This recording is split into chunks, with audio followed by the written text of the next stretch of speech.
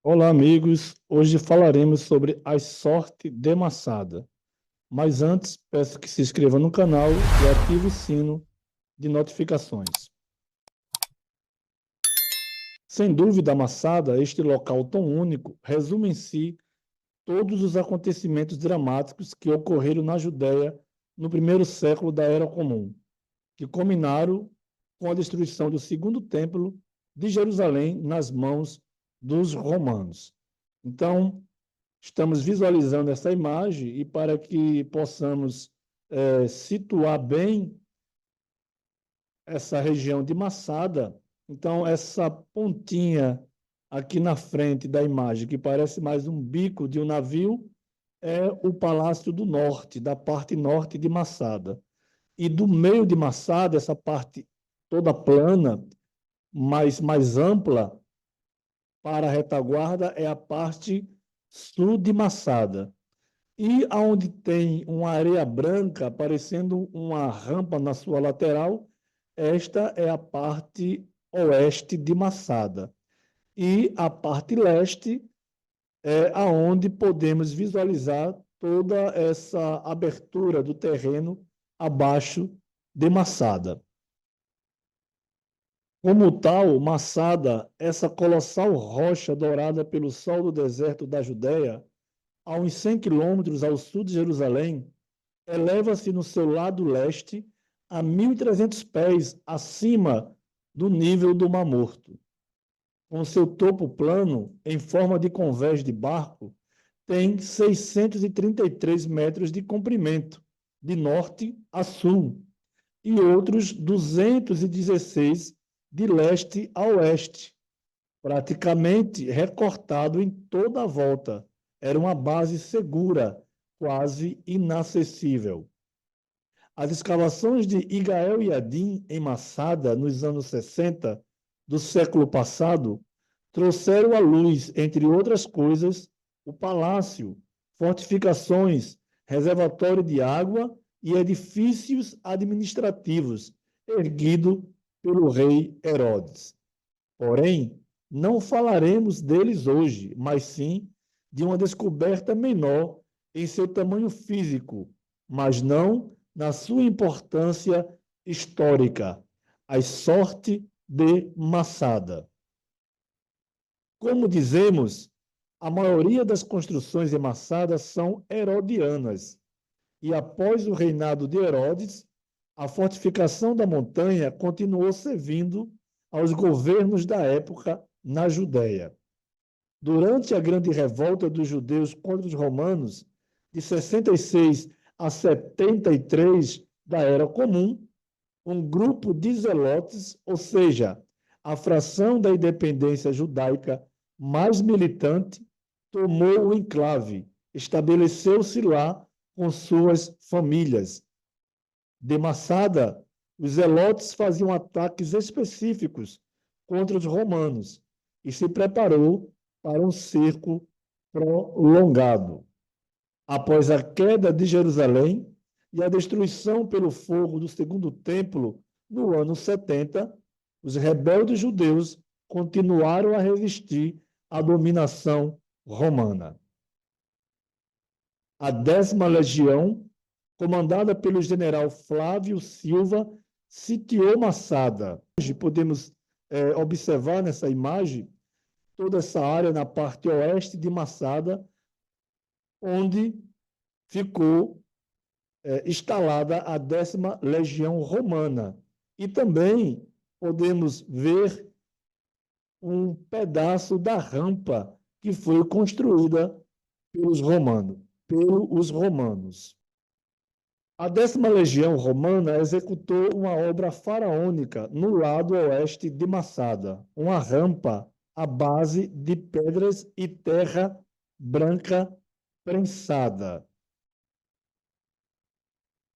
Quando a rampa, que ainda se conserva, ficou pronta, o general Silva levantou no seu extremo uma torre de ataque provida de um formidável ariete e assim conseguiu abrir uma brecha na muralha de Massada. Essa rampa ela é bem visível, tanto na imagem, que podemos vê-la, como também para aqueles que visitam Massada e podem vê-la do alto de Massada. Massada finalmente caiu nas mãos dos romanos 3 anos depois, em 73, a última fortaleza da resistência judaica. O historiador Joséfo Flávio, que participou da Grande Revolta, relata detalhadamente em seu livro A Guerra dos Judeus, livro 7º, capítulo 35, como os zelotes, comandados por Eleazar, optaram por cometer suicídio coletivamente antes de cair nas mãos do inimigo, e como os soldados romanos entraram em Massada, sem resistência, após o suicídio coletivo. Segundo o historiador judeu Joséfo, apenas 2 mulheres e 5 crianças sobreviveram ao suicídio, os quais relataram o ocorrido para os soldados romanos. E Gael e Adim, aqui era a torre que foi, retrata a torre, que foi construída pelos romanos, e através dessa torre de combate, eles abriram uma brecha na muralha de Massada. E Gael Yadin, em suas escavações, descobriu mais de 700 inscrições, a grande maioria legada pelos zelotes que ocuparam o lugar. Entre os mais emocionantes estão pequenos fragmentos semi-carbonizados dos rolos da Torá, nas proximidades da sinagoga. Mas a grande maioria são inscrições à tinta em pequenos pedaços de utensílios de barro, deliberadamente quebrados para uso nessas anotações,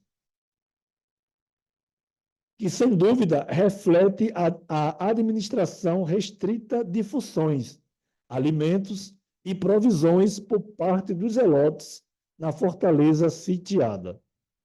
Mas o grande assombro dos escavadores foi quando encontraram entre o edifício, denominado pelos arqueólogos edifício administrativo, e podemos observar aqui na imagem, e a porta das águas, um grupo de 12 pequenos fragmentos de cerâmica, contendo cada um o nome da pessoa ou apelídio, segundo um deles, sendo um deles nada mais, nada menos que Ben-Air. Assim, sem o nome próprio, Eleazar. Sem dúvida, o lendário comandante dos rebeldes entrincheirados, cujo nome não foi necessário especificar. Era impossível para os surpreendidos descobridores separarem a descoberta inesperada do relato horrível de Joséfo. E, de acordo com Flávio Joséfo, depois de um discurso enfurecido de Eleazar na sinagoga e o consequente consentimento geral dos presentes, o suicídio coletivo foi realizado da seguinte maneira: cada chefe de família matou sua esposa e filhos. Então, os 10 comandantes locais os mataram e lançaram sortes para decidir quem entre eles mataria seus companheiros, colocaria fogo em tudo e cometeria suicídio.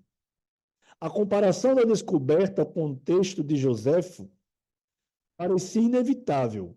Foi assim que Igael Yadin interpretou, e a notícia da descoberta da sorte lançada pelo suicida de Massada se espalhou como pólvora.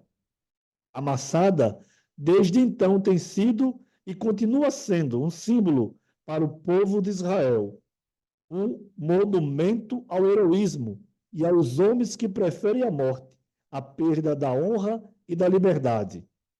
Essa heróica resistência de Eleazar e de seus zelotes fez com que um poeta judeu proclamasse: Massada não tornarás a ser conquistada. E, por último, algumas fotos da região de Massada.